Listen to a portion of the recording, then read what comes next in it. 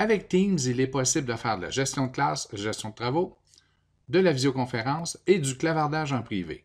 C'est excellent, même si parfois c'est un peu plus complexe de faire les trois en même temps.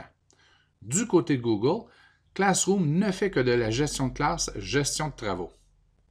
Meet uniquement de la visioconférence. Et qu'en est-il du clavardage en privé? C'est là qu'arrive Google Chat.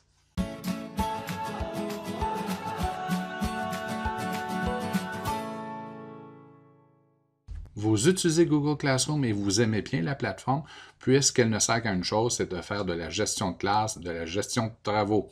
Parfait. Vous le savez, lorsque vient le temps de démarrer une visio, faire une rencontre, alors on se dirige du côté de Meet. Donc, allons-y. Premièrement, je vais ouvrir mon onglet Classroom. Donc, ça, c'est notre outil de gestion de classe. Maintenant, si je veux aller en visio avec mes élèves, on ouvre Meet. On a maintenant Meet, mais on le sait, Meet ne permet pas aux élèves de pouvoir avoir du clavardage en privé entre eux ou avec vous. Donc, alors, des fois, c'est préférable, c'est ce que l'on souhaite. En réalité, veut-on vraiment qu'il y ait plein de conversations parallèles en privé lorsque l'on enseigne? Non, mais des fois, c'est ce que l'on veut.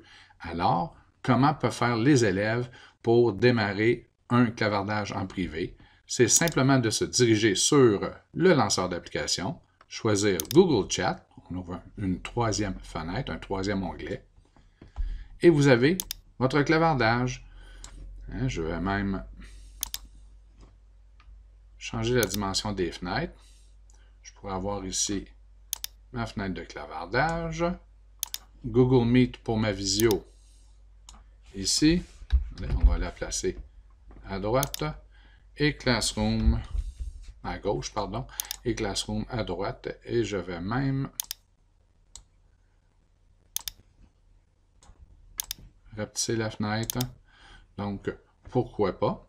Regardez bien, bien que j'aurais pu redimensionner les fenêtres d'une meilleure façon.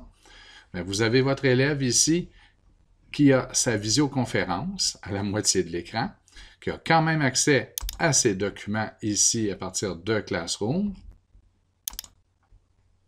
et qui en même temps peut avoir une conversation en privé avec une ou plusieurs personnes.